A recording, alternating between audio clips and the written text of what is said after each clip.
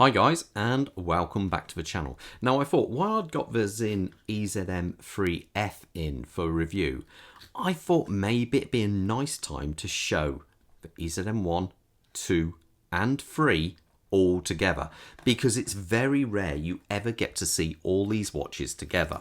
So what started the whole ball what started the ball rolling really was this, because this came out, I think it was 96, 97, but not in its EZM guise.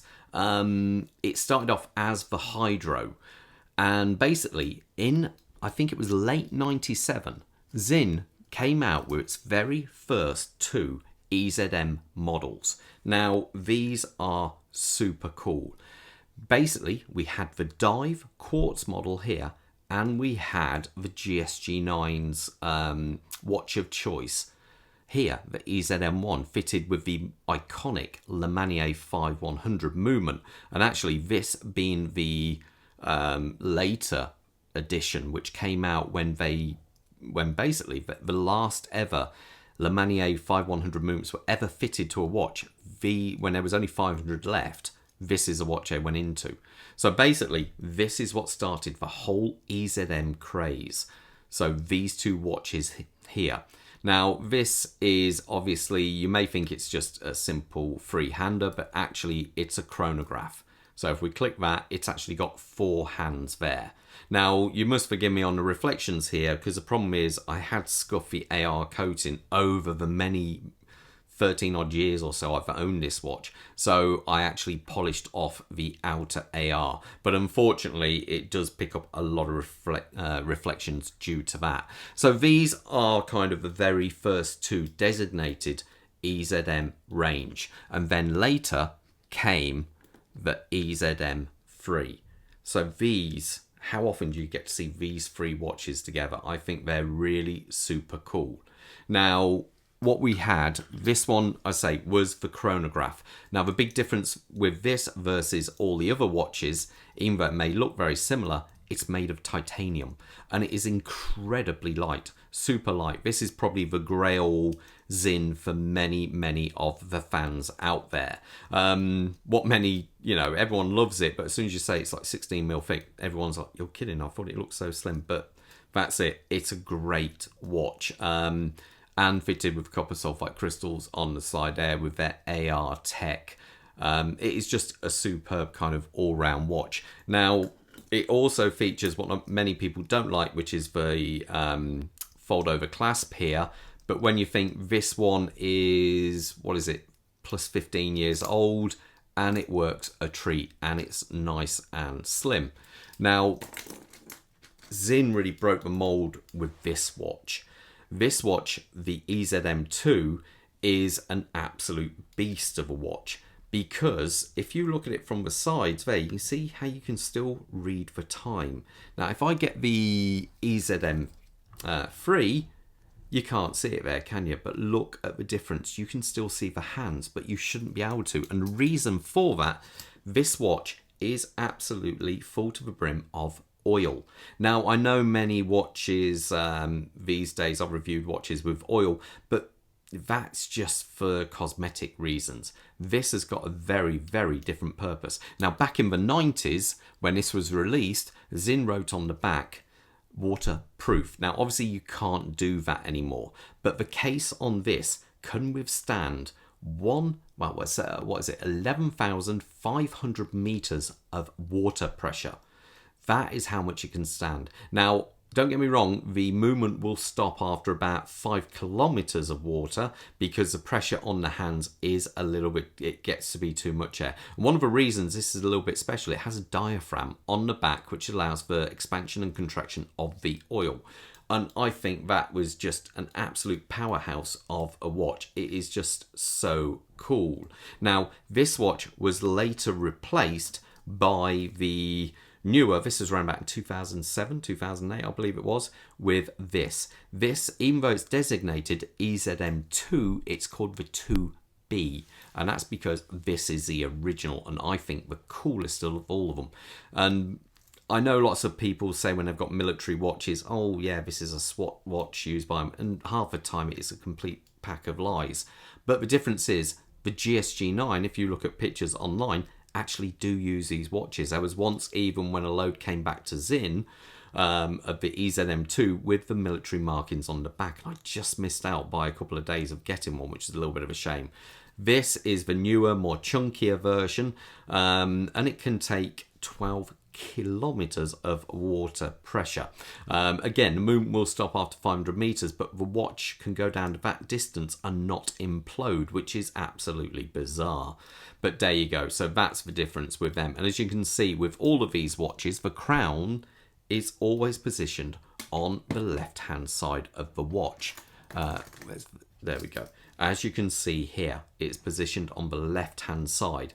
Now, there's a couple of reasons I've been told. One was they never wanted the crown pressing down on the back of their tactical gloves when they were taking shots. The other one is the crown was left on this side because when they have to get into their boiler suits quick, it won't get snagged up on the crown of the watch.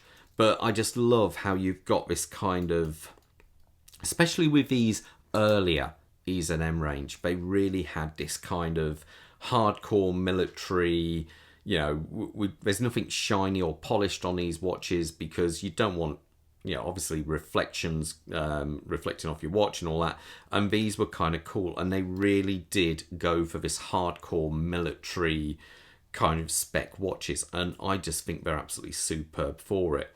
You're talking, even with the EZM1, this was a 300-meter capable diver. Now, this is a pilot version of the EZM3 being the F model, but the standard 3, which came out first, had a 500-meter dive rating. This one over here, obviously, for all intents purposes, is pretty well waterproof, really, which is just absolutely bizarre. But I love the fact they had all these really cool bits of tech. Like even down to the later models. This over here is called the EZM13. And it was, to me, that is a halfway house between these two. Because at the time, Sinn stopped making the EZM1, you know, because you couldn't get the Lemanier movements anymore. So to get a chronograph, which still kind of, it basically looked like the EZM3, the 13 was the one. Let me take it off Bob there so you can see it a little bit better. I do have some other EZM models, but these are the ones I think which really do carry, you know, the torch for that kind of genre. As you can see, they're very, very similar. The numerals are on this one, on the newer 1.1. They're not on the 13. On the 3, they also have the numbers. There is a new EZM 1.1, but to me, it's still a copy. It's larger, it's still, and I personally think this one will always be the ultimate collector's one. But overall, I think they're just absolutely superb. They're just a range of watches which are kind of non-compromising, if that makes sense. And I just think they look superb. I'd love to know, actually, in the comments, which one you guys prefer out of, you know, all these three. Which one would you go for? Would it be the 13, the 3, the 1, the 2? Or would you even go for the newer 2B, which is actually nicknamed, well, it's designated as the UX over here. Yeah, I would be interested to know which ones you'd go for.